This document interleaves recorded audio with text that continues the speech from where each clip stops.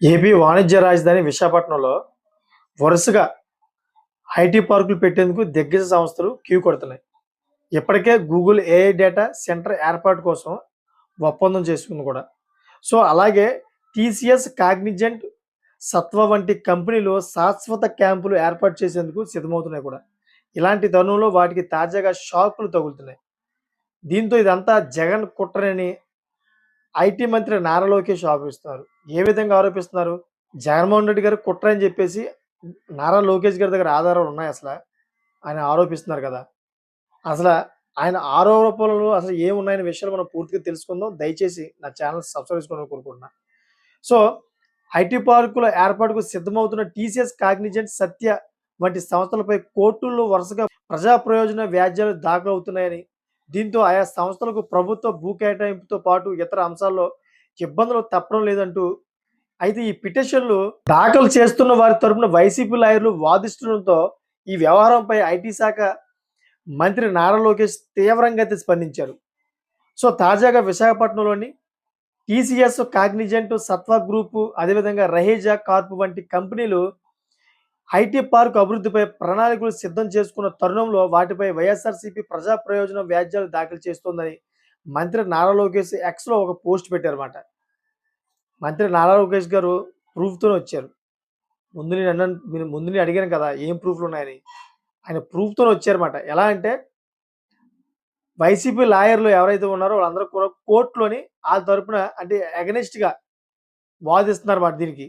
So, ఈ ప్రాజెక్టులన్నీ ఆంధ్రప్రదేశ్ యువతకు 1,00,000కు పైగా ఉద్యోగాలను సృష్టించగల సామర్థ్యాన్ని కలిగి ఉన్నాయని లోకేష్ వెల్లడించారు. సో, మన యువత భవిష్యత్తు పట్ల ఈ ద్వేషం ఎందుకు?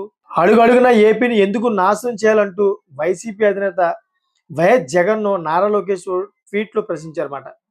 సో, విశాఖపట్నంలో రహేజా కార్ప్ ప్రజా ప్రతిపాద ఐటీ పార్క్ కోసం భూమి కేటాయింపుకు వ్యతిరేకంగా society for protection of the కాన్స్టిట్యూషన్‌కి చెందిన పిటిషనర్ జి. శ్రీనివాసరావు తరపున వైసీపీ సీనియర్ న్యాయవాది పొన్నవోలు సుధాకర్ రెడ్డి వాదనలు వినిపించారు.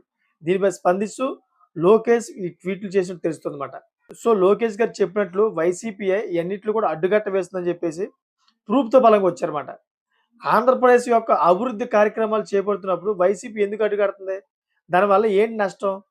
ప్రజలకి ఏమైనా నష్టం ఉంటే దాన్ని మీరు ప్రజల మధ్య దగ్గరికి వచ్చి, ప్రజల ముందుకొచ్చి ఇది ప్రజలకు నష్టం. ఈ కంపెనీలు ఇక్కడ వద్దు. వీటి యొక్క పార్కులు మాకు వద్దు. ఐటీ పార్కులు మాకేం వద్దు. దీనివల్ల ప్రజలకు నష్టం అని చెప్పి తెలియపరచాలి గానీ, మీరు ప్రజలకు ఎటువంటి వివరణ లేకుండానో కోర్టులో పిటిషన్ వేయించి అది కూడా వైసీపీ లాయర్లు పొన్నవోలు లాంటి వ్యక్తులతోటి వాదించడం ఎంతవరకు కరెక్టు? మీరే చెప్పండి. ఆంధ్రప్రదేశ్‌కి ప్రయోజనం సంబంధించిన ఆంధ్రప్రదేశ్‌కి ప్రయోజనకరమైన ఏ సంస్థ అయినా గానీ మనకు కావాలది.